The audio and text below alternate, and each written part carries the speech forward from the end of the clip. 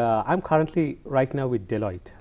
I'm on Deloitte's global team on climate and sustainability, as well as being on serving on Deloitte's global ESG operations team. So this the primary motive of this is to develop a strategy on climate and sustainability to move the entire organization, which accounts for over 300,000 professionals globally.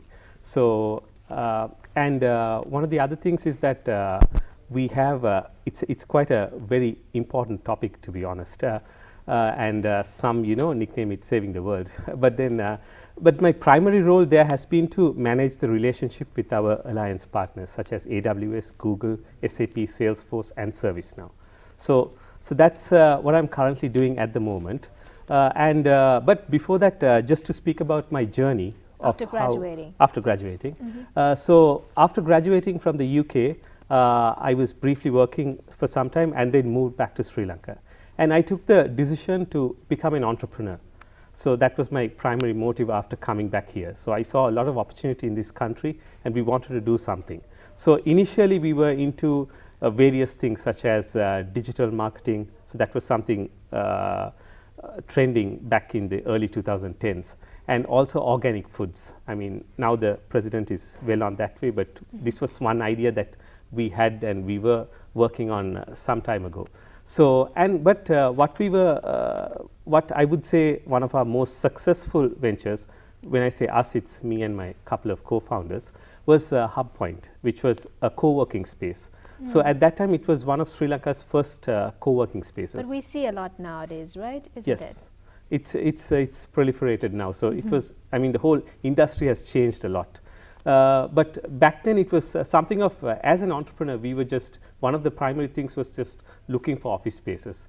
So what we found was there was a lot of issues. For example, you have to negotiate with landlords, and then you had to sort out all the utilities and then the infrastructure, like for example, getting furniture.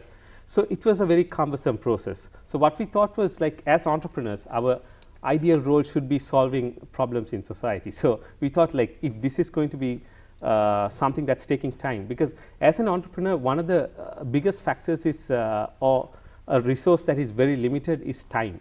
So finding an office space takes around 1 to 2 months. So this time could be used for managing relationships with investors, or like being more innovative, upskilling yourself, or doing all the other related things like taxes, regulations, and others. So if we can solve this, have a ready-made office space where all you have to do is just walk in and start your work. So that was something that was that kind of solved the problems for a lot of people. So that was my journey with entrepreneurship. But after that, I also took a thing into the development sector. I was working for a project under USAID. So one of the things was to create a mentoring platform, where I was the chief designer.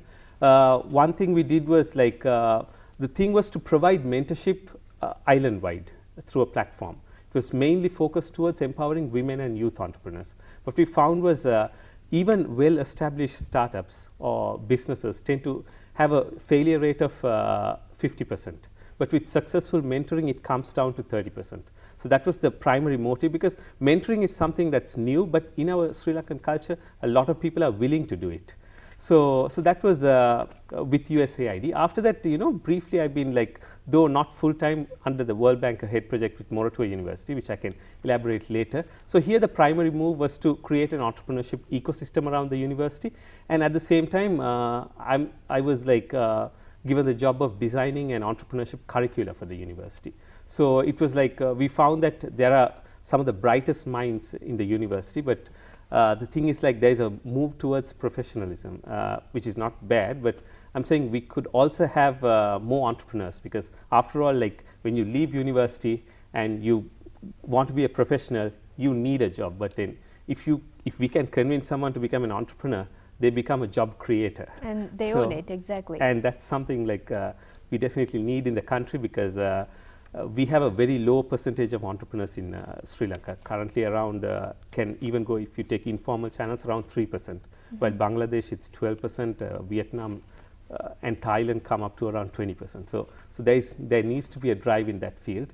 But with the World Bank project, I've been also working with a number of other organizations, such as I was in the Asian Development Bank Selection Committee for their Digital Against COVID-19 Innovation Series, as well as being on Chatham House, a team of experts. So they are the primary, as another field I work in is gender equality. So we were formulating recommendations for the G7, G20 countries on gender equality post-COVID. And the last thing would be working with the World Economic Forum. So currently I serve on their expert network, so where I'm primarily for the expertise of entrepreneurship, gender equality and reduced inequalities, as well as I co-chair the World Economic Forum's Global Plastic Innovation Networks Action Group. So here we are primarily looking at startups in the field of plastic pollution to solve problems, especially working with non-profit organizations who want to invest in them.